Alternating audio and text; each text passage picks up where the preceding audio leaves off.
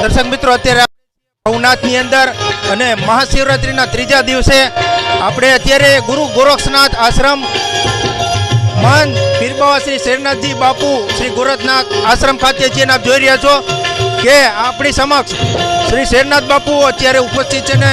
અહીંયા જે ભજન સંતવાણીનો જોરદાર કાર્યક્રમ ચાલી રહ્યો છે એના કલાકારો આપ જોઈ રહ્યા છો. ગરવા ગિરનારની ગોદમાં હર હર મહાદેવના નાદ સાથે આ સંપૂર્ણ જ્યારે ગિરિવર અને ગિરનારની તળેટી હર હર મહાદેવના નાદ સાથે જ્યારે કે ગરવા ગિરનારની ગિરિકંદરાઓ ગુંજી ઉઠી હોય તેવું શિવમય વાતાવરણ, એ વાતાવરણની અંદર આપણે જોઈ રહ્યા છો કે હજારો લોકો, લાખો લોકો જે હર હર મહાદેવ જે પુણ્યનું ભાથું કમાવા અને જે દિગંબર નાગા સાધુઓની રવાડી જોવા માટે આવતા હોય છે એ ભવ્ય મેળાની અંદર આપણે લાઈવ દ્રશ્યો દૂર દૂરથી લોકો અહીંયા દર્શન કરવા માટે આવતા હોય છે. એવો આ જે ભક્તિ, શક્તિ અને ભોજનનો ત્રિવેણી સંગમ એ ગરવા ગિરનારની ગોદ અને જૂનાગઢની ઐતિહાસિક નગરીની અંદર આપણે અદ્ભુત માનવ મહેરામણ અત્યારે લાખો દૂર દૂરથી મહાશિવરાત્રિના મેળાની અંદર જે મહાદેવના દર્શન કરવા, દિગંબર નાગા સાધુઓના દર્શન કરવા માટે આવતા હોય છે. એ પારંપરિક મહાશિવરાત્રિના મેળાની અંદર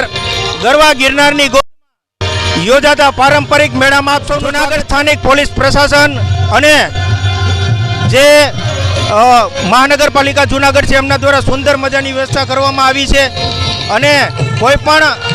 શ્રદ્ધાળુઓને, યાત્રિકોને અહીંયા તકલીફ ન પડે એની પૂરેપૂરી તકેદારી રાખવામાં આવી રહી છે